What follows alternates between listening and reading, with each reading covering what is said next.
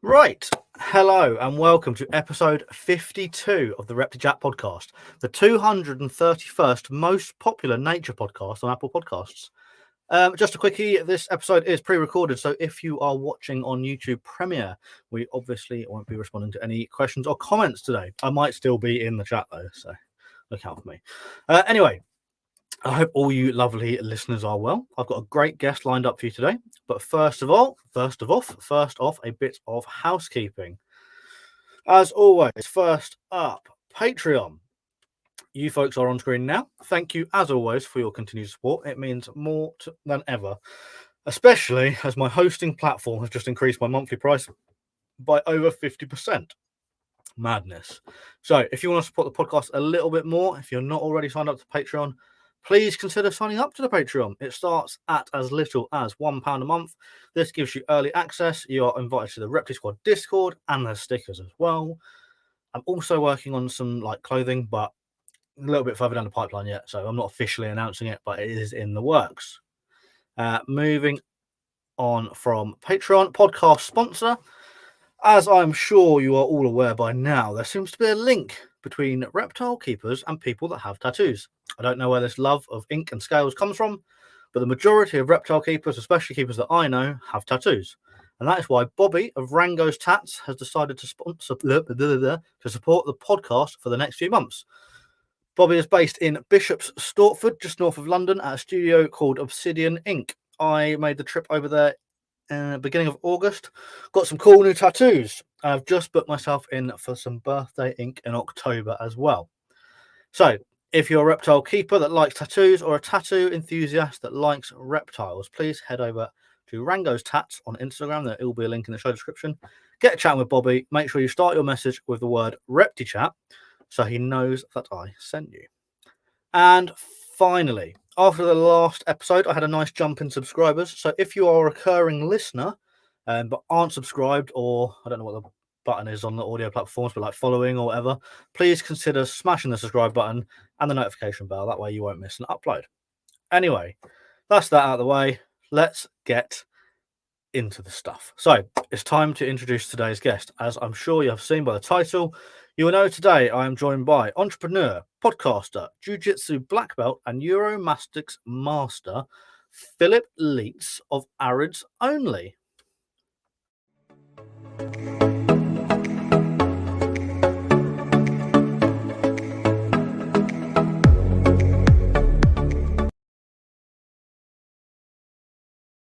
Damn. Phillip, hello. Lovely to have you here. Hey, thanks, man. Appreciate it. That was a cool intro. I like that animation you have there. That's really rad. Thank you very much. I'm proud of that. That took me all of 5 minutes to find somebody on Fiverr to make it for me. Nice. Just a bit of a heads up. I'm recovering from a pretty nasty cold, so if I have to cough or turn my head to whatever, sorry. Everybody gets ill. Don't worry about it. First off, are we? Do you prefer Phillip or Phil? Yeah, either one's totally fine by me. I have no preference. Phil's great. No worries, no worries. So obviously had a bit of a head cold, but apart from that, how are you today? All right? Yeah, doing really good, man. Really happy to. Right now, just life's pretty sweet. Hanging out with my new son, and yeah, everything's really good. Really awesome. Good. Awesome stuff. Yeah. So I don't know if you've listened before, but I like to start each episode with a section I call Get to Know section. Sure. It's 10 this or that questions. They just help me and the listeners get to know you a little bit better before we get stuck in. So if you're ready, we can crack on. Yeah, that sounds awesome. Awesome. So first up, cats or dogs? Oh, both. Yeah. I've got both. I've got 3 You've cats. Got to pick one. If I have to pick one, you have to pick. And it should be dogs as well. Did you say cats? Yeah. Right. Well, everybody, thank you very much for joining in today. And that's it. To be fair, I think you might be the second person. So 52 episodes and second cat person. I mean, I've had cats and dogs my whole life. It's really hard for me to pick one of them. And I love dogs. You know, like if you ask me tomorrow, I might say dog. Yeah. You know what I mean? But if I have to pick one, the nice thing about the cat is they're less needy. You know, that is true. That is true. Dogs are just they're great. I'm biased anyway because I'm allergic to cats. So okay, yeah, that's anyway. Let's keep going. Sure. Snakes or lizards? Lizards for sure.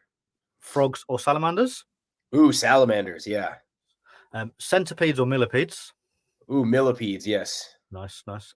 Spiders or scorpions? Oh God. Scorpions. Nice. Butterflies or birds? Oh, interesting. God, I don't know. That's an interesting question. Like, this is just preference, huh? Yeah, not necessarily keeping, just looking at, or the first one that pops into your mind. If you had, I don't know, Probably birds. Birds then. yeah. Birds. I think everyone has gone birds. I think that's just because there's more variety than there are. But well, I don't even know if there are more variety. But I think you there might see, be more butterflies. yeah. So when I said that, I did think, oh, am I wrong there? Let's not. I don't know. I'm not going to put out random statistics and facts. Yeah. Grasslands or woodlands? Woodlands. Nice. Beach or mountains? Oh, beach for sure. Okay. Yeah. Hot climate or cold climate? Hot. And the most important question of the entire podcast is: what is your favorite biscuit or cookie? Oh, I really like Nutter Butters. You have those over there in the UK? I don't think we have those. It's like a stupid little peanut shaped peanut butter cookie. It's kind of it's Oh, like okay, yeah, like a Reese's, but with stuff on either side. yeah, and without the chocolate. Okay, Yeah. So so it's that just sounds quite nice, actually. yeah, it's really good. It's really really tasty. I don't do a lot of cookies and sweets and biscuits and stuff, but when I do, I'll go pretty hard. I'll eat a Nice. whole bag of those. So Easily done, easily done. yeah. I was talking to somebody about that yesterday. Like once you open a packet, it's very, very difficult to stop. And it's Oh yeah, weird that they come in one portion, like one serving size, regardless of how big the packet is. chaos. It's Yeah, chaos, man. I'll eat the whole thing and multiple bags if you let me. So yeah. If they're there, yeah, definitely. So Phil, I have to be 100% honest with you. I Mhm. haven't done a lot of research today. Sure, I did start, and then I got a bit overwhelmed by how many different things I was reading sure. because I thought Uromastyx was Uromastyx. I didn't realize there was many different types, and we'll Yeah, sure we'll get into that. yeah. So yeah, I am very. I literally know nothing. Apparently, when I was researching, I was like, I'm sure I know. I was like, I don't. I literally don't know. Um, Fair. so let's start with yourself. I've been following you on Instagram for a long while, but mainly just to look at the photos Mhm. because you have some really really cool lizards. Thanks. So could you give myself and the listeners a bit of a history lesson into you? Where did your passion sort of start, and then how has it blossomed into what you're doing today? Yeah, for sure. So, obviously, it all started when I was a kid. I loved everything around me. Biology. Used to play with spiders and salamanders in the backyard at the home where I grew up. Um, Found out you could keep reptiles as pets when I was really young and was pretty hooked on it from there on. Always wanted to do it more than I could up until a certain point, and it wasn't until like seventh grade or so when my parents let me get my first lizard, which was a bearded dragon at the time, and then know kept and bred bearded dragons for a while, and then did a little bit of exploring other stuff. Around 16 years old, got a Molly Uromastyx as a kind of like an just trying something new. Really enjoyed that, and then uh,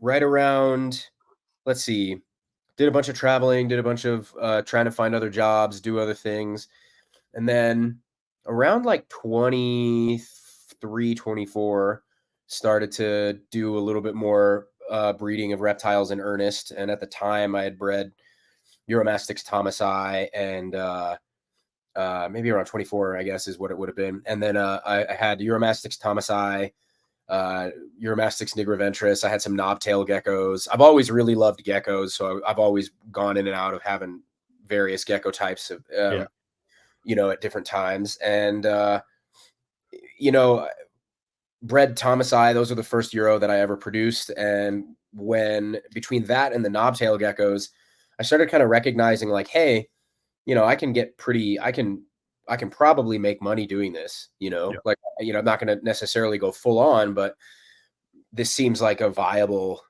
career path in some way. And no one had ever really elucidated that to me previously. And And then, I had a bunch of really good interactions, positive interactions with a handful of, people who were influential to me in one way, shape, or form. And eventually decided to convince my family to let me convert the basement into a Uromastyx breeding operation, which I did. And Nice. then in 2020, I moved from the family home into a warehouse space nearby where I operate out of. And that's kind of like the condensed how I got here. Yeah. Yeah, your setup at the moment is amazing as well. I was looking through. What was I watching? I don't know. Maybe the Animals at Home podcast. Like when I was doing the research, I think there's some pictures of it there. Yeah. And it looks incredible. And I want to later on we'll come on to how you're keeping stuff as well, because it's not the same as how you would do it conventionally, I suppose, or at home. But we'll cover that in a bit. We'll come on to that. Sure. So yeah, almost very similar to a lot of keepers, and in the sense that the passion started when you're a child. Yeah. And it's sort of it gets like blossoms, doesn't it?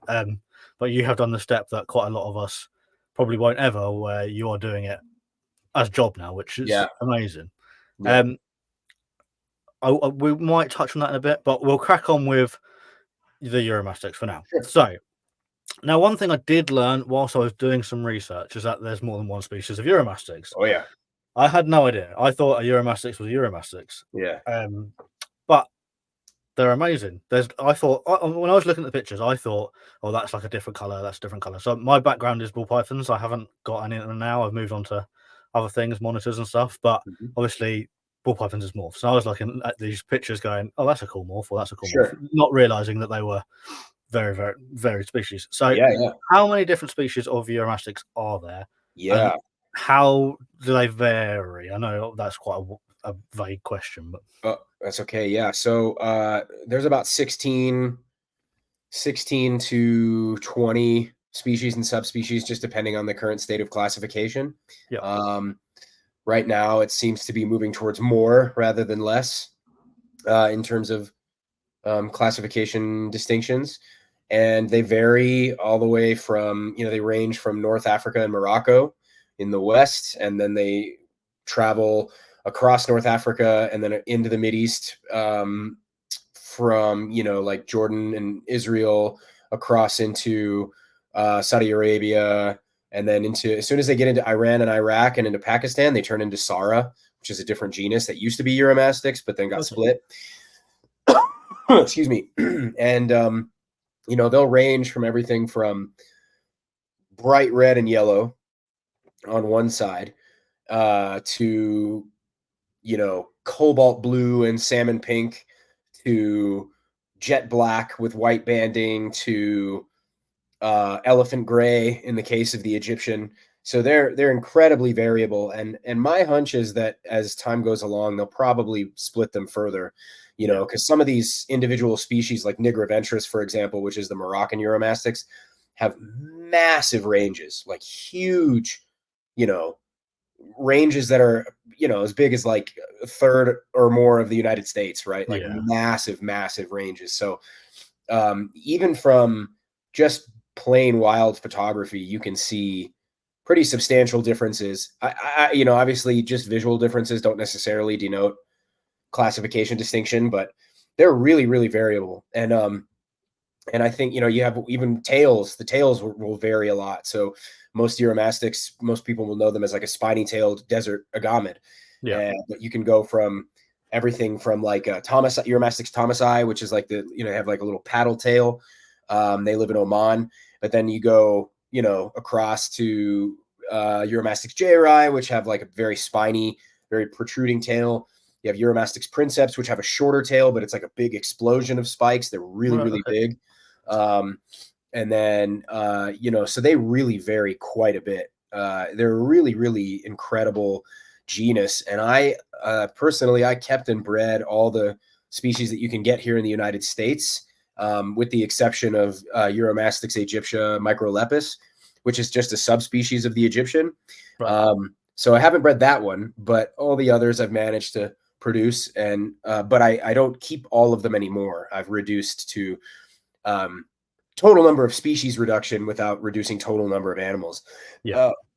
So now I just work with 6 species. So I work with Ornata, J-Rai, Yemenensis, Thomasai, Nigraventris, which is the Moroccan, and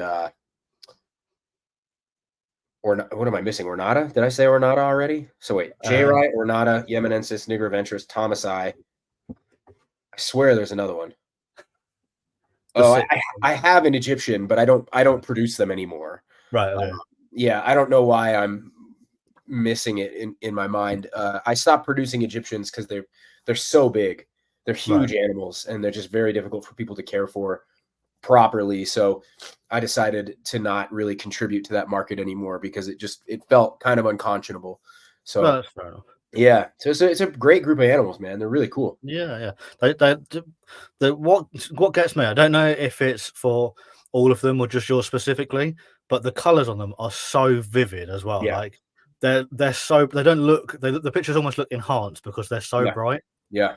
I wish I could say that they were, but they're actually a lot of times I reduce the saturation because they look crazy, but they really like, and of course I'm pretty regularly showing my stuff.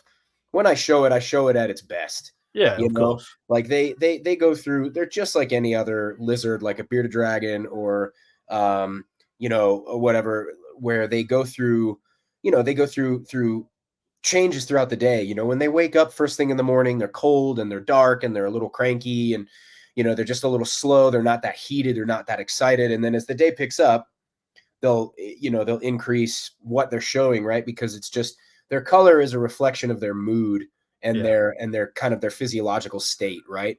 I tend not to use the term like fired up or whatever, because I feel like it's a little, personally, I feel like that term's a little weird and a little misleading, because it's like, it's just, like whether or not they're looking at what we think is their best versus what we think is their worst, it doesn't really mean that they're anything like there's something different about them. It's the same animal, even when they're looking not that great to us. Yeah.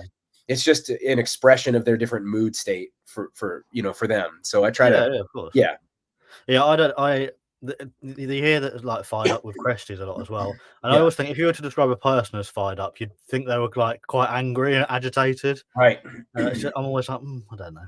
But and I think it's an artifact of, it's like clearly like an artifact of the market, right? People are trying to express like, oh, this is them at their best, or whatever it is. And I tend to be pretty resistant to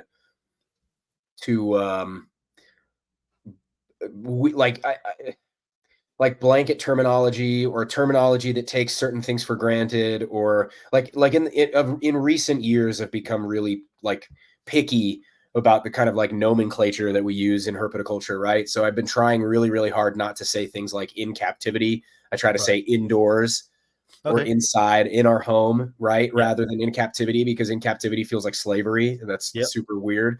I try not to use terms like fired up or whatever. I like to say, oh, this is him when he's really excited or like really heated up and stoked, or like just at its peak temperature or whatever.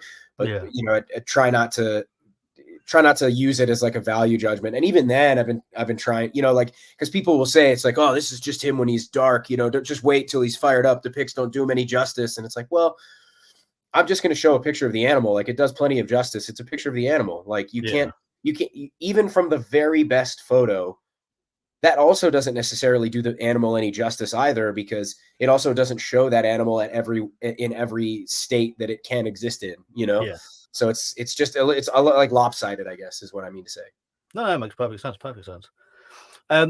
So you mentioned they have a huge geographic range, and there are a lot of species. If we just focus on the species that you're keeping for the rest of the conversation, but what sort of, for people that are at home that are thinking, oh, these sound quite cool already, I might want to keep them. What sort of size are we talking? I know you said that the Egyptians they get massive, but what are they all quite big lizards, or are they smaller? What's the variety? So with the if you take out the Egyptians, the banded, which is Flavofasciata, take out Moroccans, which is Uromastyx nigraventris, and then some of the larger Mali Uromastyx maliensis. They don't. If you leave out those, they don't get too big. We used to see shipments of bandeds and Moroccans that would get really, really big, like 18, 19 inches. Oh, okay. on a, you know, but that's a little bizarre. I suspect that some of those early, very large animals were like particular localities that just happen to be larger than some of the others, because we don't really see that anymore with the Flavifasciata. And then most of the ones that I keep, they max out at like 15, you know, somewhere between 14 to 16 inches. They very rarely get bigger than that. Sometimes they can, And is but for that the most, snout to tip of tail? yeah, snout to tail. Yeah. Yeah. So they're not that huge. They're actually, I think I would describe them as, you know, a little smaller than your average bearded dragon, because Right. they don't get as long. You know, most bearded dragons are going to range between 18 to 20, 22, 23 inches, right? Yeah. In that range. And I've seen them everywhere from 600 grams up to 1,000 grams when they're really, really big. Yeah. Uromastyx don't tend to get that big. They, you know, if you get one that's like 600 plus grams, that's a pretty big, that's a big Euro, at least for the Yeah. most of the species, you know. They're going to be a little smaller. They tend to stay in that 400 to 500 gram range. But ballpark, you know, it'll vary some. Yeah. Sometimes when they're heavier, when they're older, a little bit bigger species will obviously be a little bit bigger, but most of the ones that I keep stay in, again, in that 14 to 16 inch range. They're not too Yeah. big. So like a manageable size, not too big. Oh yeah. Mhm. But like they're not too small either. Sometimes like things like leopard geckos. If somebody wants like it's their only pet, but a leopard gecko not necessarily quite as big and as impressive like as a bearded dragon. Yeah. But I suppose that like I've got two friends that have kept Uromastyx Yeah. throughout my life that I know of. Neither of them, I don't think either of them got any more.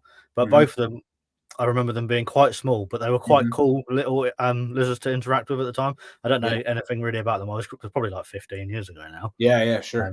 But yeah, like we were keeping bearded dragons, corn snakes, and these guys had Uromastyx. And one of Yeah. the reasons that they had those Uromastyx was because they were like, oh, mum won't let me have anything that eats bugs. Mm. They were Yeah. feeding off veggies. So Right. that was a nice little segue into veggies there. My next question for you is, Yeah. obviously that's what I've been told, that they only eat vegetables. Is that a myth? Is it, because I find it hard to believe that a Uromastyx in the wild won't go, there's a cricket walking past, I'm going to eat that. Sure. Yeah. Yeah. So they, I mean, it's pretty obvious that in the wild they'll eat anything, right? So Yeah. they'll eat. They mostly I think the term mostly herbivorous is pretty accurate. Right. But there's video online of like Sara, which again used to be classified as Uromastyx, eating beetles that are running around. There's gut content studies done in the wild that show everything from no insect matter in the gut all the way to 75% insect matter in the gut of juvenile Moroccan Uromastyx, right? So what that indicates to me seems pretty obvious is like a certain level of opportunism, right? So Yeah. if resources are thin and they find the opportunity to eat some protein and some bugs, they're going to take it. I don't know why it's become so controversial, because it really has. I used to think for a brief period of time that just wasn't necessary for them to eat any insect matter.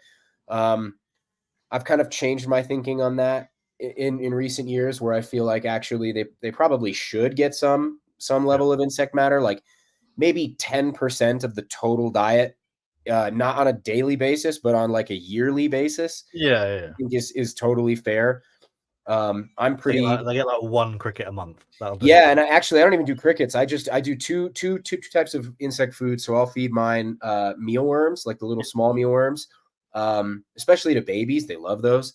But then I get grasshoppers from a guy here, Dean Missimer, Feed My Chameleon on Instagram, and once every 3 weeks I get an order of grasshoppers from him, and they, you know, I feed most of it to the various insectivores and omnivores that I have, but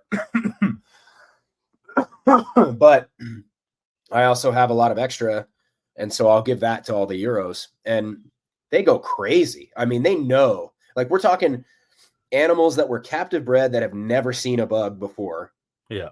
and animals that were wild caught that have never seen a bug in captivity. I've never offered them any bugs, and like the second you show them a locust, they go absolutely insane. Yeah. right? So they've And obviously got the instinct there. oh So yeah, it's there. And people will say things like, well, when you feed them too much protein, they get gout or whatever. And we can show this. I'm like, well, but I don't think that's necessarily true, because none of the quote studies that we have on this look at animals that were well cared for, like at the best of their absolute. Like, we don't have any way of knowing what the care of those animals looked like. How often were they getting bugs? What kind of bugs were they getting? What did the rest of their diet look like? What did their general care look like? It's just like when, that people say things like, oh, red meat causes cancer. It's like, well, does it? It's like, so there's a lot of factors there. It's like, yeah, like maybe, that was one confounding variable, that all these people in this study who were more likely to get cancer ate red meat. It's like, yeah, but 100% of serial killers use shampoo, right? It's like, exactly. like a spurious correlation, right? Yeah. So I'm not convinced that it's a problem, and especially considering how they clearly eat them. So I just think most of the time they overdo it, because people overdo everything, right? So I think that's it. No, that makes perfect sense. So as we're talking about care, let's talk about sort of husbandry as a whole. I guess it's a massive subject, but sure. All the species that you keep, can they be kept? Do they get kept in the same parameters? And we'll talk about keeping them at home. So, what sort of size vivarium would you want to see them in? What sort of temperatures, UVB supplements, all that sort of.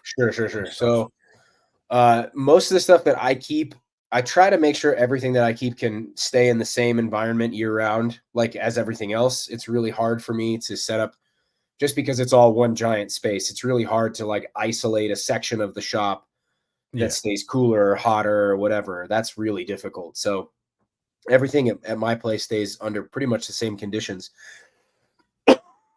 Excuse me. With that said, like on average for people, you're gonna want to go with.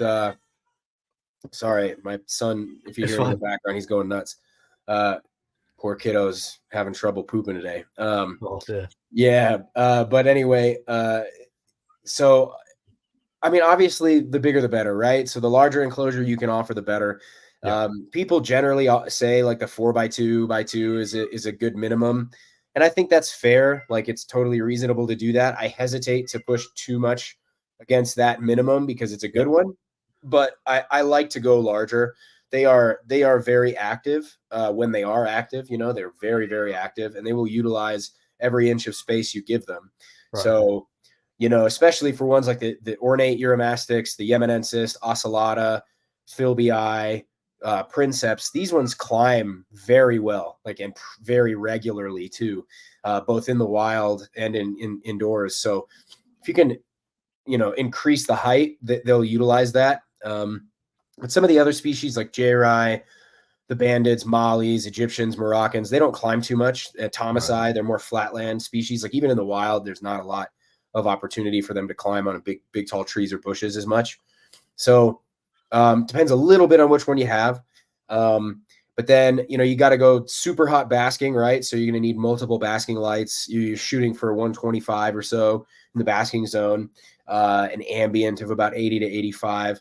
UVB, you're trying to go the highest UVB you can get. So, the more, the better. There's I think there's been some evidence that they'll sit and bask out in the wild under, oh man, like, forgive me, I'm not very good at remembering some of the metrics, especially right now being sick, but it's like the Ferguson zone of like 10 or so, like way up there. Like, they're really sitting and cooking under that stuff, right? So even the most high powered UV lights we have indoors just is not going to mess with them too much. So you can go high powered, as high powered as you can.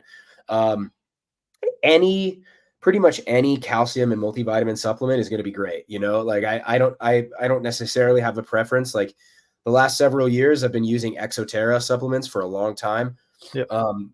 They're great, like the calcium without D3 and then their multivitamin. It's awesome. I've also used Mineral in the past. I really like Mineral and like the texture of the calcium, right? Like, it's very fine. It seems to coat the animals very, very well. But I like the multivitamin from Exoterra a little bit better because I like the way that coats the insects too. So, or the greens or whatever it is. Yeah. Excuse me. So you're going to give them a pretty wide ranging variety of greens. I have for the record, just for anybody listening too, I have a care guide that I've updated like 3 times now across the last 15 years that is available for anybody to download at any time on my website. It's a great PDF. I have one for Euros, one for Chuckwallas, and one for Xenogama. And the main reason I mentioned this is just because I've put so much time into those, and I really want people to like read what I've written down. Yeah. Like I there's so much information. Well, actually, there's a limited amount of information on Uromastyx out there, but then what is there is really all over the place. You'll get a pretty wide range of stuff. And, as much as I say there's nothing about my methodology that's gospel at all, I tend to think that the way I'm doing things seems to work pretty well. And I when people follow the guidelines that I throw down, they tend to do pretty good work. And 9 times out of 10, when people come to me with issues that because they've deviated in some way from the way I suggest they do things, not always, like obviously there's nothing perfect about the way I do things. I have problems just like anybody else, but I think that's a really good resource for folks. Yeah, that's fantastic. I'll make sure if I remember, I'll try and put a link in the description as well, so people can just go straight to it. Nice. Awesome. So you mentioned their greens as well. So obviously I did mention it briefly, and then we went on to the bugs. But the majority of the diet is green. So what sort of things are you feeding them? Is it? Yeah. So everything from dandelion greens, endive, collard greens, turnip greens, mustard greens, kale, romaine lettuce, really like basically anything a tortoise can throw down, they can eat, right? So I often use the tortoise table as like a great guide. So I feed all kinds of flowers in the warmer months, and then try to keep it to some of those better greens. I try to avoid certain things like kale. I'll do pretty sparingly, but I avoid things like spinach and chard, and I'll give them a lot of herbs. So they like they love cilantro and dill. They like basil quite a bit. Yeah, it's pretty wild. They really love those herbs. It's pretty interesting. So I've got 2 tortoises, and I use a tortoise table app a lot because we feed like 99% foraged weeds because we've got 2 horse fields.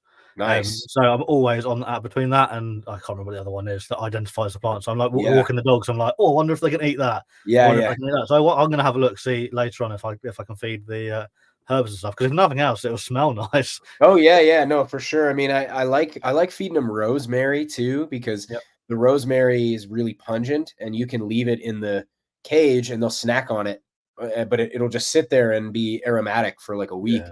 They don't when they eat the herbs, they're not eating like a ton of it, they're not eating like huge big meals of herbs, but they will eat parsley. They like parsley, even though I don't always go exactly by what the tortoise table says, because it says don't feed parsley because of the oxalate content, but the Euros really like it. And as long as I'm giving it occasionally and just as a treat, I don't think it's a big deal. And further, there's some evidence that the food they eat in the wild is pretty high oxalate content. So who knows? Probably not a big deal. No, and then when they get bigger too, I'll give them some seeds and lentils, just a little bit, just like once a week or so. Drop some lentils in there, drop some seeds in there, pretty sparingly. But I usually wait until they're bigger. But I also feed a lot of the Arcadia. What's that? Optimized 52, right? Yeah, that's great stuff. They love that. Chuckwallas love that too. What's funny about that is like my tortoises don't touch it. They don't want anything to do with it. But I've not tried it with my tortoises, but I tried the Arcadia sent me, actually. They sent me the what's it called? The botanical blend. And my tortoises went mad for that. So that'd probably be, I imagine that would be good for you. I'm sure the Euros would love it. Yeah. They love all flowers, man. They'll go nuts on flowers. There's something about that stuff, obviously, because it's like springtime when they get rain. It's like a good sign. So they'll eat the hell out of flowers. They love them. Yeah. I don't know if they're similar to the tortoises, but my tortoises go mad for dandelions. So as soon as I see a dandelion flower, you've never seen a tortoise run until there's a dandelion flower in front of it. Dude, I will for 2 weeks out of the year here, I will go to the field near my shop and just pick 1,000 dandelions every day for 2 weeks and just drop dandelions in all the cages. Everybody eats those dandelions until they can't move. Yeah. It's great. It's really good. Yeah, that's really good. And it's free as well. Free food. Yeah, free is great. Yeah. Yep.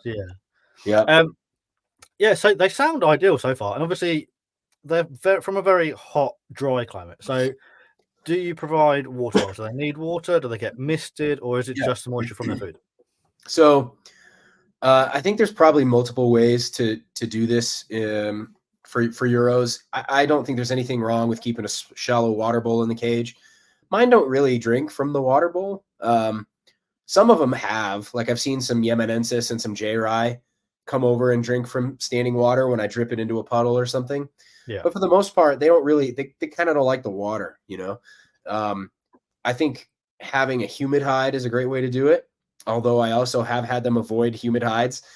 So there's that. But I've also sprayed them from time to time. I've tried the old fogging thing that the chameleon folks will do at night, and that seems okay. I've also tried going through at night and spraying the enclosures down in the middle of the night and just going nuts, just really soaking them. Yeah. And none of it really seems to make a big difference to mine. They don't seem to care too much. They don't like it when you spray them, but you can soak them too, like a lot of gravid females right after they lay eggs. That's when they tend to drink the most. Almost every one of them will drink after laying eggs. That's for sure. Yeah. But other than that, I don't, I've tried soaking them and everything, and they hate it, but it's not going to hurt them to do it. Yeah. So you can do any of that. Okay. And I presume they get most of the moisture from their food anyway. Yeah. Yeah. At least that's what we think anyway. Yeah. They haven't killed over of like dehydration yet. So that's good. Yeah. So you keep your Euros slightly differently to, well, I say slightly differently, quite differently to how we would keep them sort of at home as a pet, so to speak. And you have large, I don't know how big they are, but large, almost like swimming pools with no lids. So can you tell us a bit about that? Yeah, sure. So that was mostly like I kind of always did the open top stuff, even when I was at home. It just was easy. It's easier to control your temperature gradients, easier to make sure that your ventilation is really on point. Yeah. It's pretty easy to make the whole room go up and down with the seasons rather than just individual cages. Yeah. The only downside is that you end up having to use slightly higher powered wattage bulbs because you're trying to project the heat down to a distance, Yeah. But then when I moved into my shop, it was kind of out of necessity because, I couldn't really afford to deck out the entire shop with fully enclosed cages because at cost, that stuff is going to be 20 grand for the number of cages that I have. So my dad actually was the one who came up with the idea where you take a kiddie pool, 6-foot diameter kiddie pool, take 2 of them, cut out the bottom of one, flip it over, and then attach the rims of the pool together, and you've doubled the height of your kiddie pool, and it actually kind of causes the lid to curve inward a little bit. Yeah. Or the lip of the top, so that way it's actually kind of hard for them to jump out. They're almost like conical shapes, aren't they? Yeah, exactly. And I've kind of moved away from some of those just because it was sort of out of necessity at the time. And but now I've gone back to using my large totes and large aquaculture ponds and melamine boxes. That's really made a really big difference. But I prefer to keep everything that way just because the ventilation's just a no-brainer. It's so, when you keep them in enclosed cages, it's great. There's some perks to that. You can use a lower wattage bulb to achieve a higher basking zone temperature. Yeah. And you can kind of be a little more sure about your prevention of escape and stuff like this. But they can't jump very well. So, it's not really it's not very hard to keep them contained. Yeah. And it's just better, you get better gradients. It's like you really can't beat that ventilation. It's very important, I think, for everything to have good moving air. Yeah. Definitely. And then the other thing is, inevitably, no matter what, if you're keeping in those enclosed cages, you're going to get a lot of stagnant heat that just sits there in the cages for a long time, Yeah. and you can end up just kind of putting your animal in a beef jerky machine and cooking it. Even if it's not the kind of thing that's immediately problematic, it's the kind of thing that will show up over time where, you'll get persistent dehydration or persistent where they're just so hot for so long, because Yeah. even in those enclosed cages, even when the lights shut off, there's still like this kind of resident heat Yeah. that's Definitely. hanging out in there for hours or however long it takes for the cage to cool down, depending on the time of year. And that's just also not ideal. So Yeah, I found that I've got an Aki and I've got some pygmy mulga monitors, Gillenite, yeah, and yeah, I've just put fans by yeah, all of the air vents just to increase that airflow, because I was yeah, finding that I'd open it and like the temperature at the top of the viv would be so hot and it just doesn't go anywhere. totally. So yeah, adding those fans has definitely made a big difference. But I can imagine just taking the top off would be Oh the yeah. best way to do Yeah, it. yeah. The taking the top off just really makes it a lot easier. Um, Jesus Christ, man. I want to not be sick anymore, I tell you. I appreciate you coming on. Yeah, no problem. Yeah, yeah. Thanks for being flexible with me about the Yeah, reschedule no, too. that's fine. Don't worry about that. So I don't know if it's the same where you are, but here in the UK, you don't Mhm, tend to see mhm. a lot of Uromastyx in pet shops. I Yeah, don't know why. yeah, yeah. And there's Same. lots of people breeding like bearded dragons and leopard geckos, corn snakes, all your sort of pet shop species. But I feel like Uromastyx tick a lot of boxes Yeah, for a good like pet lizard. yeah. Do you think there's a particular reason they aren't as popular, or is it just there's a lack of availability? Yeah, yeah, it's definitely lack of availability. So, historically, Uromastyx have been very sporadically imported, Right. mostly due to the fact that, well, okay, some of them are CITES, have a CITES status that makes it difficult to play with, but Yeah. most of them it's because the countries of origin for many Uromastyx are conflict zones. Right. So not only do you have limited trade capacity with those countries, but you also have it's difficult to get people to go into those countries to get lizards, right? Yeah. So that's another factor. And then, but then even if you take that out, even if you take that out of the equation, you have the reality that very few people, they're not like a bearded dragon or a leopard gecko or a crested gecko, where they have a combination of they're not very productive, right? So they don't Yeah. breed relentlessly. They're going to lay one clutch a season, and that's at best, right? Sometimes you get the really rare oddball that'll drop a second clutch in the same season. Yeah. Really, really, in 15 years, I've had a single Euro do that. Other than there's two species, Thomasai and Princeps, which will double clutch in a year. Right. But most of them only lay a single clutch a year, and we're talking anywhere from 12 to 20 eggs in a clutch. Right. Okay. So, I mean, with some variety in Yeah. either direction. So it's, couple that with the fact that they take a few years to reach sexual maturity. And so you have this primary problem where you had low numbers to begin with, because of the sporadic importation. And then you have the fact that a very small number of people are actually willing to dedicate the time to breed Uromastyx. So then you have an even smaller number of people who are willing to dedicate the time to breed successive generations of Uromastyx. And then for some reason, people can't, like, I think the main thing is you got to keep them alone. They're Right. very territorial animals. And so if you want really good breeding results, you got to keep them solo for most of the year. And a Okay. lot of people don't want to do that because it kind of for some people, it takes away some of the fun. It takes away this, oh, well, you know, if I can keep stuff in groups or pairs, it means I can keep more stuff in, you know, in the same space. Yeah. But, you know, I think a lot of herpetoculture is changing, and people are on the lookout for things that are a little bit harder to do, a little more off the beaten path. And so, you know, I think that's kind of like the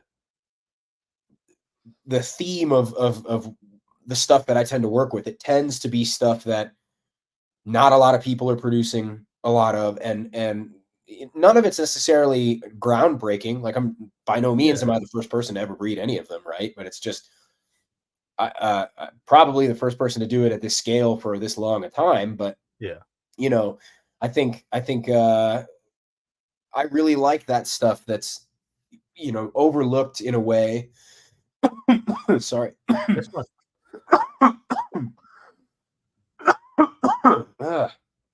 Man, you can probably edit those out. But I'll do my best. Yeah, I probably won't. Everyone just go and send some sympathy. They can just deal with my on mic. It is what it is. So I think it really helps to. I just like stuff that people aren't paying as much attention to, you know. And I mean, really, at the end of the day, I think you could pick almost anything and give it a little bit of time, and you could have a cool market, because you know, there's so many cool reptiles and amphibians out there that people just don't give the time of day to. Most people get impatient with the stuff that they keep. And so they just never get the opportunity to really get a foothold in herpetoculture, you know? So I think those are the primary reasons why you don't see them as much. No, it makes sense. It makes sense.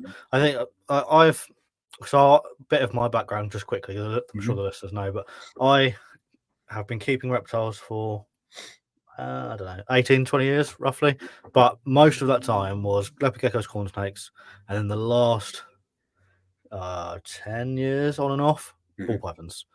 Breeding ball pythons, loads of ball pythons. I sold them all about 18 months ago now. And moved on into monitors a bit, and some geckos. I've got morning geckos, viper geckos, something a little bit different. And I've got one enclosure left at the moment, and trying to find something that I want to put in there is really difficult, because it's not a massive enclosure. But every time I find something, I'm like, oh yeah, that would be cool, because I've opened my brain to all of these new animals, whereas I used to be very much look at ball pythons, here's morph, blah blah blah blah. Right. Every time I find something, I'm like, yeah, this is cool, and then like a week later, I'm like, oh, I've never heard of one of those before. That's really cool as well. So I'm struggling at the moment, because I want to fill the viv, but at the same time, I'm in no rush to fill it with something that I'm not going to keep for a long time. So finding something that fits all those bills is very difficult at the moment. Well, and you know, I think something that's probably worth noting too, is that any animal you work with, you know, like I remember last year I sold a Uromastyx Thomasai to a fella here in the States, and he, for the first, and no offense to this guy, he's a great guy, but you know, for the first 2 or 3 weeks, he would message me every other day and was just like, you know, like, something's wrong. Like, I'm sure something's wrong. And I don't mean to complain, but this just, you know, this flies in the face of everything I understand about what a healthy lizard looks like. Yeah. And it's because Thomasai in particular, they're not like the most active lizards. Even in the wild, they have like a 2 or 3 hour activity window, and then they hang out in their burrows, like, for, you know, they'll work for like 2-3 hours at the beginning of the day, and then 2-3 hours at the end of the day. Yeah. And then they're burrowed the rest of the time, because it's hot as shit in Oman. Yeah. Right. But, and it wasn't that he was wrong. It's that the conceptions that we have around what makes a lizard a healthy lizard tends to be pigeonholed into this, like, what people anticipate a bearded dragon should be, right? People are expecting a lizard that's active for a large portion of the day, never refuses a meal, never, you know, like, all this stuff, all these ideas that it's not even true of bearded dragon. Yeah. You know, like, I bred bearded dragons for 15 years, and they were just as finicky as every other lizard. Like, sometimes they didn't want to eat. Sometimes they didn't want to come out and bask that day. Maybe they wanted to rest that day. Some days they just wanted to rip around and just explore, Yeah. and so you have to kind of, you could choose anything to keep, but you have to give yourself and the animal the patience and the time of day to remember that they're the complete, every species is different, and then every individual within that species is different. So Yeah. you have to give it the time, so that way that you can get to know that animal and what their preferences are and what their wants and needs are. This is true of anything, Yeah, definitely. But I found that a lot, especially with the Aki. The Gill and I are pretty good that I've got. The Yeah. Aki, because I've had leopard geckos for a long time. You get a leopard gecko, you can pick a leopard gecko. And the Aki, I was like, okay, I know it takes some time. So I've had the Aki for 10 months now, I think. Uh-huh. Still haven't been handled. Like it'll now come out onto my hand occasionally for food, Yeah. but I'm not rushing it at all, and I'm really enjoying the long process of getting to know the animals, building the trust, as opposed to like a bearded dragon where you scoop it up and you go, right, I'm holding you now, and they just tend to sit there. Right. And it's something that, again, with having kept ball pythons for so long, it's not something I've ever had to really deal with, Right. and I'm really enjoying that whole process. Oh, it's great. I mean, it's better than, I mean, that's the whole point, right? Like, it takes, it's a silly comparison, but like it's just like finance, right? Like compound interest. Yeah, It's hard for people to want to put their money into a bank account and just sit there and watch it grow for 30 years. It's boring. It's not interesting. It's not fun. You can't spend it right now and do anything with it, right? But if you just give it the damn time, your money is going to turn into a lot more in enough time. And that's the same thing. It's the same thing with like skill acquisition. So, Brazilian Jiu-Jitsu black belt, and it's the same thing with Brazilian Jiu-Jitsu. Like, it's not sexy to sit and just do the same shit over and over and over and over again. But that's what gets you results, is just doing the same shit over and over again, and doing what works repeatedly as many times as you can for as long as you can. And it's the same thing with pets, right? Same thing, building trust with a reptile.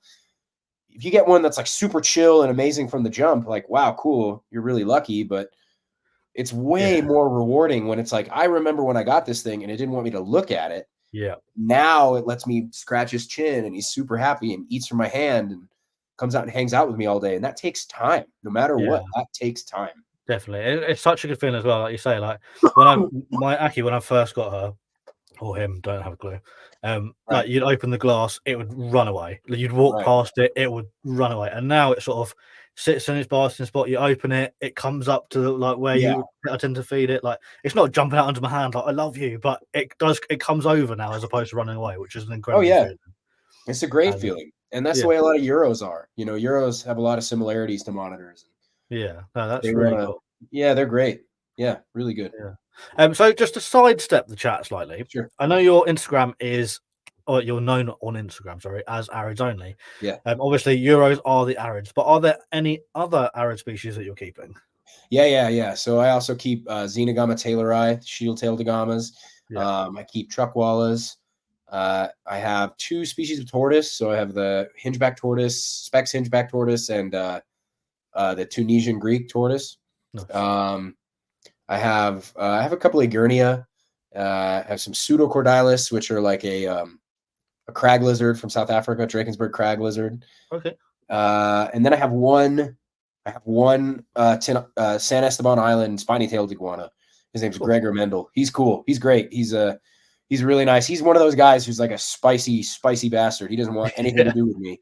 And but he's coming around little by little with the squash flowers and all the dandelions. He's starting to calm down. He'll get there eventually. Boy, he's a cranky shit. So yeah. So I have I don't know what the word is, but I love an animal that doesn't love me. Like, I just want it to love me so much. Like even like, so my a friend of mine owns a like a dog rescue here, and quite often she's like, "Don't go near that dog. It hates men." And I'm like, "I want to. You're gonna love me." Yeah. No, I have a similar. It's weird. Like if I get a reptile and they're really cranky, I tend to think that it's a good thing. Yeah. Because in my mind, like a good, healthy reptile should be pretty spicy, Like Definitely. if I get a reptile and it's like really relaxed and super chill, I'm usually like, something's not right. Yeah. You know, Definitely. even though that's not really accurate, it's just kind of where my brain goes, you know? Yeah. No, I completely agree. Yeah. Um, so what is your reasoning for sticking with arids as Yeah. opposed to tropical? Yeah. Obviously, Yeah. are they just easier to keep or? Yeah. So most of it is just a personal preference. Like I love being in the desert. I love desert stuff. I just seem to, for one reason or another, I just kind of understand desert reptiles a little bit better. I don't have much of a vocabulary for temperate or rainforest stuff. Like Yeah. it's very difficult for me to wrap my mind around those animals. Um, doesn't mean it's not possible. Like I've kept anoles, like some of the giant anoles in the past, and Yeah. they were great. Like I love those things too, but it wasn't the same. There was something different about the desert stuff for me. But also I do think it tends to be a little bit lower maintenance. I think it tends to be a little easier for the average person to care for, Yeah. especially if you're like, the average person's probably going to go away for a weekend here and there. And if you go away for a week, you don't have to do anything with that Euro. You can Yeah. just leave it in there, have the lights go on and off with the timer, put a big old head of bok choy in there and leave it for Yeah. the week. The animal will be just fine. Like you could do that, no problem. And I think that's hard to do with something like a chameleon or whatever, because there's a lot of stuff that requires a sufficient amount of daily maintenance. Yeah. So Definitely. some of it's preference and some of it's just like this idea that if I'm going to be selling stuff to people, I would like to try to sell stuff that is lower maintenance and that is easier for people on average to give a high standard of care to, Yeah. which is Yeah. why I don't sell large lizards anymore, small Yeah. lizards, and just stuff that seems easier to do. It's hard for people to get bugs sometimes, especially if you're scared of them, Yeah. but it's pretty easy to go get some lettuce Yeah. somewhere. Definitely. Yeah. That's good. That's perfect. Are there any tropical species that you would like to keep? Not necessarily Oh, ever plan on, but just something that oh, I'd quite like yeah, having. Fiji iguanas for sure. Yeah, Yeah, all day, every day. I'd love to keep a Fiji, but we can't have them here in the States. yeah, it's So a you shame. guys I've can got a have them couple of friends here. that have got Fijis, and they're Yeah, I know. awesome. You guys can have them there. You can have them in Canada. God damn it! But we Yeah, can't have them here in America. This is America. Damn it! We should be able to have anything. Like I just kidding, but I would love to keep a Fiji iguana. Those are yeah, like a dream lizard for me. I really have a special place in my heart for Nautinus geckos, the New Zealand yeah, yeah, yeah. Nautinus. I think that whole group They're the would. ones that I'm sure I saw one in person last weekend. They're like small green, have like the little white rings on them, Yeah, that's right. and I know we can keep them here outside as well, which is really Right. cool. That's crazy. Yeah, Yeah, I that's saw a captive bred hatchling literally last damn. weekend. I was talking at one of the pet shops I was Oh, visiting. They're yeah, really I'm cool lizards. super jealous of that because we can't really have those here. So Yeah, it's a bummer, but I really like those a lot. I would keep, let's see, other rainforest stuff. I mean, there's a lot of, it's not rainforests per se, but I love salamanders. I would love to okay, keep a bunch of salamanders. There's a lot of species of salamanders I'd love to keep, but yeah, they would just die here in my space where I keep yeah. everything, cook them. Where it's so hot. Yeah. So yeah, but I feel like if I had to, those would be the ones. Yeah, yeah. Yeah. No, that's cool. I Yeah. like it. So we are starting to run out of time, but I've got a few more Sure. questions before Sure. we wrap up. Yeah. No The question. first thing I wanted to do is touch just briefly on your jiu-jitsu. Yeah. So Sure. correct me if I'm wrong, but you are a black belt in jiu-jitsu? Yep. Awesome. And obviously That's correct. martial arts take a huge amount of patience, self-care, self-control, and discipline. Sure. Do you think that having these skills as a black belt in jiu-jitsu has made you a better reptile keeper? Mm. Do you think the skills are transferable? Yeah. Yeah. I think getting good at anything is the same. Yeah. Like it doesn't matter what you're trying to get good at. The principles are the same. You have to practice every day. You have to try. You have to endure failure, and you have to be willing to eat shit. Like you really just got to be willing to just take some shit and deal with it. So I had been keeping reptiles way before I started jiu-jitsu, but then the the dedication of jiu-jitsu did time pretty closely. Like I really started treating jiu-jitsu with a much more serious bent around the time that I started, you know, doing the same with the reptiles. So I definitely think they're cross compatible. But I also was a I also went to college for drawing and painting, like art and design, you know, and that also, it's the same kind of thing. To get really good at drawing and painting, it's an absolute grind. And I mean, like, to get really good at it, like, because anybody can copy a photo. Anybody can sit down and sit in front of a mirror and get like 90% of the way there in about 4 hours. Like with, you know, drawing, you can get like 90% of the way there. But that extra 10% to go from like, I'm just copying or I'm just mimicking, to getting like really, really proficient at drawing and painting, like in a way that most people don't understand what that means. Like really proficient at anything, whether it's drawing and painting, jiu-jitsu, whatever. That takes a long time and a lot of dedication. So I had already done that also. And so I think all those things kind of drove me, you know, just made it so it was easier for me to understand, easier for me to grasp what I needed to do. And even now, like I'm still always reminding myself, like, yep, this is just another year, another, you know, like raindrops make oceans, right? So just keep it going.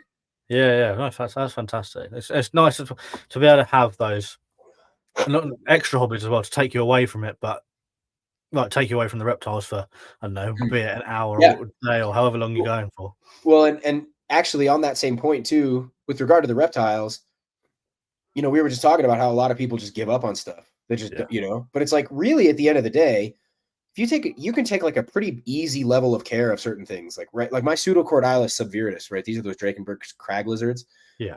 They came into the United States one time, and it was from South Africa. It was through Strictly Reptile. I'm gonna wager that it was kind of a shady shipment, right? Because of where it came through. No offense to Strictly. I love you guys. You're great. That's fine. But I'm just saying, a lot written about you guys, right? So anyway, and they were imported probably in multiple hundreds of animals. Yeah. And they were sold out in a week or two. And there's like none of them. Like you don't see them anywhere. Yeah. Really, at the end of the day, all you have to do is just sit on those damn things. Just take care of them and sit on them, and they will breed. Of course, they're going to breed. Like, why wouldn't they? You know? And it's like most people won't do that. So you can do that with any reptile at all. Just sit on them and care for them well, and they will. God damn it, they will breed. You know. Yeah. So you know, I feel like it's the more you do that with various reptiles, the easier it gets. It's like just sit on the damn animals. Just do it. Just keep them and give them the time of day, and they will breed. They will do what they need to do, and you will get more of them.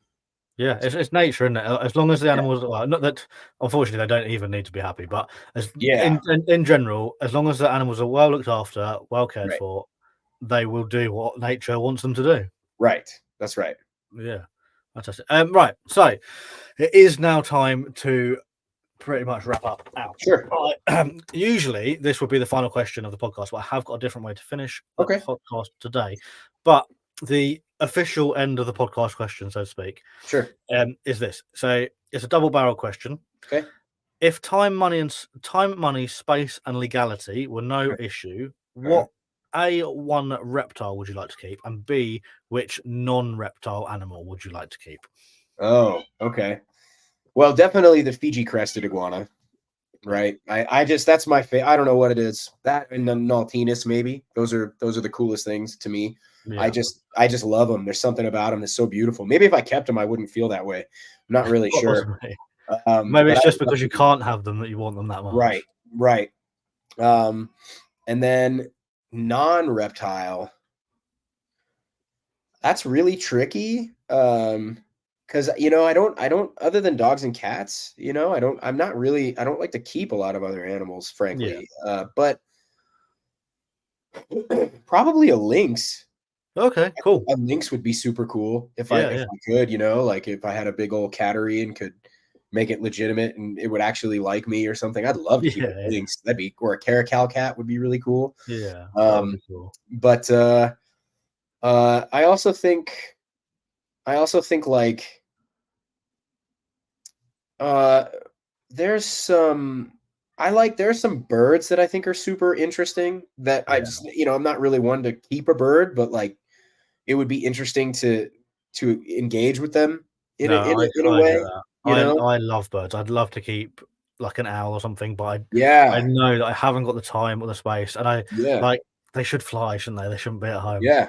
So, Um, but it would be cool to be able to interact with one. yeah, I feel the same way about certain fish. Like there's some Yeah. fish that I could see keeping that would be kind of cool, but like just to engage with them in a way. But even then, it doesn't have the same draw for me as like like a Fiji iguana. Yeah, no, that's fair Yeah. enough. That's cool. Yeah. That's cool.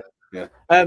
Awesome. So I'll pop some links in the show notes below, but where can people find you if they want to Yeah. listen? Yeah. Yeah. So I'm AridsOnly pretty much everywhere. YouTube, Instagram, Facebook.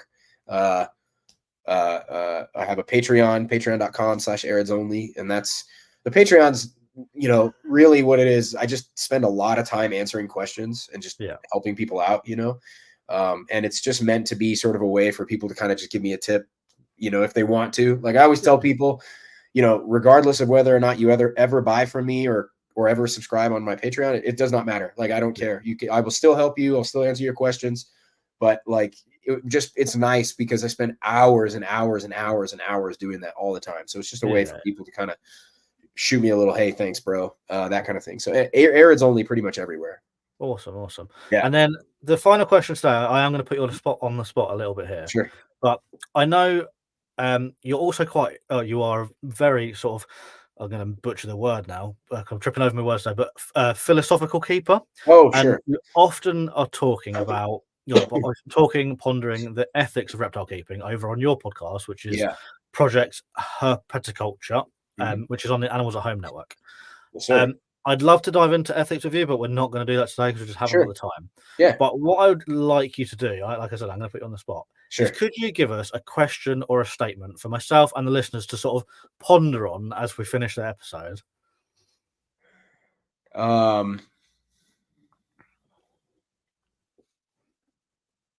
Yeah, I think probably the one actually the one that we ask at the end of every Project Herpetoculture episode, which is why herpetoculture? Like why?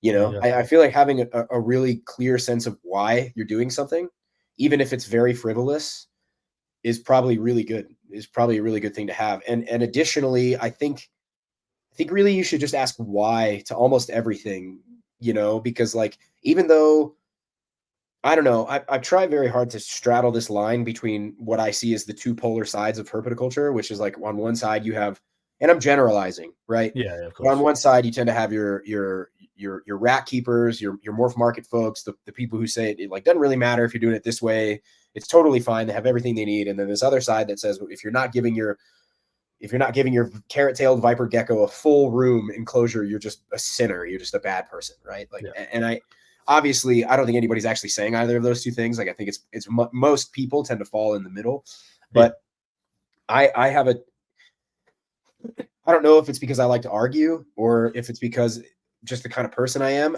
I just don't. I like to bicker with and kind of take issue with all of it, So I spend a lot of time asking like, why is this important, right? Like even I just did a whole podcast with Dylan on the Animals at Home show about it's like, do we really like even this thing like the 4 freedoms or or however many you want to give them, like 4 or 5 or 8 freedoms, whatever, for captive animals. It's like I don't even believe that all of that is as sound as people think it is. I think there are certain things we just take for granted as a given. This is just the way it is, and this is the kind of thing. And I think the more you're pushing those boundaries and asking like, well, why is this important, or why is this so valued by people? Why do people care? Why do people hold so tightly to this particular thing? Because if you're actually asking with a curious eye, what you're going to do is hopefully you're going to have you should be able to exercise a bit of understanding that tells you why people care about something, which is really good. It's really good to know why people care about something. It's also really good to not take stuff at face value and to question the things that you think are like unquestionable, or like, why would you ever argue with the 4 freedoms? It's totally a good thing. It's like, well, yeah, but I agree that it's a good thing to do, but also they don't get that in the wild. They're not free from those things in the wild. And, you know, and like, well, they didn't ask to be here in captivity. It's like, well, they didn't ask to be in the wild either, you know, like these aren't, it's not a one-to-one. It's not black and white. And I think that it's probably just good that we have more people asking, why is it done this way? Why should I do it that way? Why does it matter? Why is it useful? Why herpetoculture? You know, so yeah. There you go. That's a fantastic way to finish the episode. So Phil, please don't go anywhere. We'll wrap up quickly and then we'll have a little debrief in a second. Sounds good. But it's been an absolutely fantastic episode. The ethics bit right at the end, we could do a whole other episode on that. Oh, yeah, anytime. Maybe in the future I will hit you up and we'll get an episode 2 going on. But I've thoroughly enjoyed this episode. Me too. I feel like I have a much better understanding of what Uromastyx is, and I now there's more than one different type. It's true, more than one. Yeah. So thank you very, very much. Listeners, that is all we have time for today. Thanks again for tuning in. Hopefully you have all enjoyed today's episode. Please don't forget there is a Patreon available. There's a link below. And if you want to know more, click on the link, it'll tell you. There is a 7-day free trial as well. If Patreon isn't your thing, don't worry about it. It doesn't matter. Please like, comment, subscribe, follow, rate, review, all of those good things. They're all free and they massively help the podcast. So yeah, much appreciated. That is it for today, though. I have been Ben McIntyre. This has been the ReptiChat podcast, and I will see you in a fortnight. Until then, bye-bye.